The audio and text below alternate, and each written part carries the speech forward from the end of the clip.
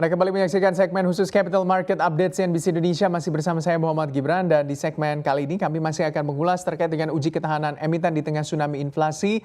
Saat ini kami telah tersambung dengan Aristo Setia Wijaya, Direktur Keuangan dan Pengembangan Strategis PT Medikaloka Hermina Tbk. Selamat siang Pak Aristo. Selamat siang, Ya, apa kabar Pak? kabar baik, terima kasih. Oke, semoga Pak sehat selalu. Nah, kalau kita lihat Pak secara kondisi, utamanya kondisi global, tentunya dengan tren inflasi yang sangat meningkat, tentunya juga akan berdampak terhadap tren dari alat kesehatan dan juga beberapa obat-obatan yang harganya juga cukup meningkat di tengah tren inflasi ini. Nah, pandangan dari Hermina terhadap tren inflasi, utamanya mungkin biaya kesehatan yang mengalami peningkatan dan juga biaya bahan baku obat di tengah tsunami inflasi yang sangat besar saat ini seperti apa Pak? Terima kasih. Jadi kalau dilihat dari cost komponen di rumah sakit itu memang ada beberapa. Pertama yaitu dari segi biaya dokter. Namun untuk biaya dokter ini bagi rumah sakit sebagai perusahaan itu exposure-nya sebenarnya tidak terlalu besar.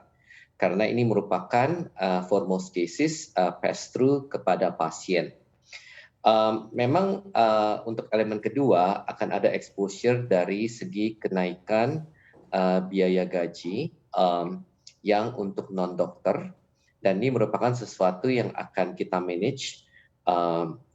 Kenaikan gaji umumnya terjadi setahun sekali, jadi bahwa memang dengan meningkatnya biaya hidup, ekspektasi dari staf akan terjadi kenaikan gaji untuk mengkompensasikan biaya hidup. Oleh karena itu bisa menjadi salah satu exposure bagi bisnis rumah sakit. Namun seperti yang saya sampaikan bahwa hal ini mungkin akan terjadi pada tahun 2023, di mana memang umumnya kenaikan dari gaji terjadi pada awal tahun. Untuk cost komponen ketiga itu dari biaya obat, jika dengan menguatnya mata uang asing dan seperti kita ketahui bahwa active pharma ingredient itu memang masih diimpor, ini bisa menjadi beban yang lebih tinggi terhadap pasien. Secara rumah sakit, karena basically formula rumah sakit dalam menjual obat merupakan cost plus, hal ini sebenarnya bukan menjadi exposure dari segi margin, namun lebih menjadi exposure membebankan biaya kesehatan terhadap pasien. Dan keempat yaitu dari segi bahan habis pakai atau umumnya sering disebut sebagai consumable. Bahan habis pakai ini sebagian pass through ke customer atau ke pasien, sebagian lagi menjadi biaya yang dibebankan ke rumah sakit sebagai bagian dari tindakan. Nah, untuk hal yang keempat ini secara khususnya memang bisa memberikan exposure ke rumah sakit, karena jika bahan habis pakainya meningkat, inevitably bahwa akan terjadi kenaikan harga dari segi tindakan terhadap pasien karena harga consumable-nya meningkat. Mhm. Oke, Pak, terkait dengan peningkatan harga dan juga sejumlah tentunya utamanya kondisi makroekonomi secara global, untuk yang dilakukan oleh pemerintah adalah salah satunya ketika masa pandemi adalah insentif untuk pajak dari impor alat kesehatan yang bisa dikatakan ditiadakan begitu ya Pak, untuk tentunya juga masa recovery kesehatan, tapi nantinya akan berakhir di bulan Juni ini atau di akhir Juni ini. Seperti apa Pak Anda melihatnya? Apakah ini akan ketika memang insentif pajak impornya dihilangkan akan memperberat begitu situasi untuk kondisi pemulihan, utamanya kondisi pemulihan di sektor kesehatan? Saya rasa karena insentif tersebut memang berkaitan dengan COVID, jadi naturally dengan situasi menjadi normal, bahwa memang pemerintah memiliki hak untuk meniadakan insentif tersebut. Ini memang akan berimbas terhadap kenaikan harga atau biaya yang harus dikeluarkan oleh rumah sakit. Namun karena sebenarnya pretense atau background dari insentif ini berkaitan dengan COVID, saya rasa meskipun akan meningkatkan beban bagi rumah sakit, namun pada saat bersamaan saya rasa ini merupakan hal yang lazim mengingat bahwa COVID pandemi for the most part sekarang juga telah berakhir. Mhm.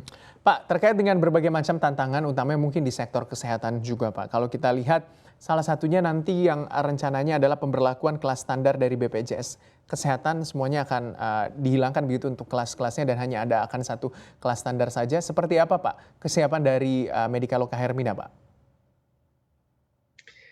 Kesiapannya memang kita ada waktu dari awal tahun ini sampai di mana program ini akan efektif, yaitu di Januari 2023 untuk melakukan penataan ulang dari ruangan kita.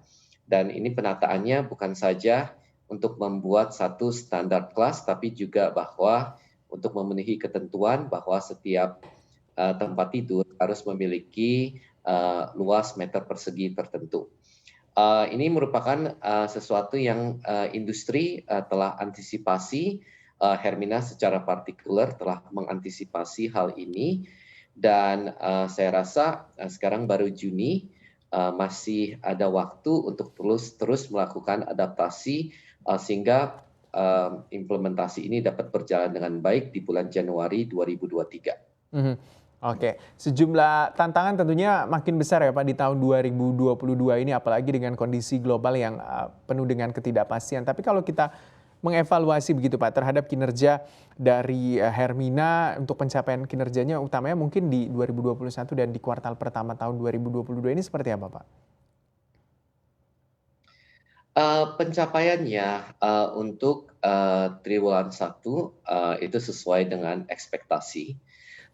Triwulan 1 memang meskipun terjadi peningkatan kasus Omikron, tapi secara general tingkat hospitalisasi itu tidak tinggi berkaitan dengan COVID.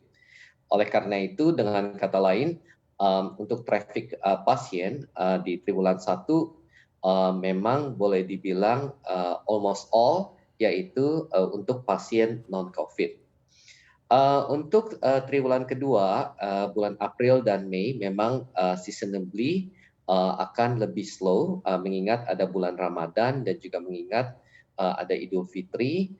Namun setelah itu, setelah mid-Mei, traffic memang recover dengan cukup signifikan.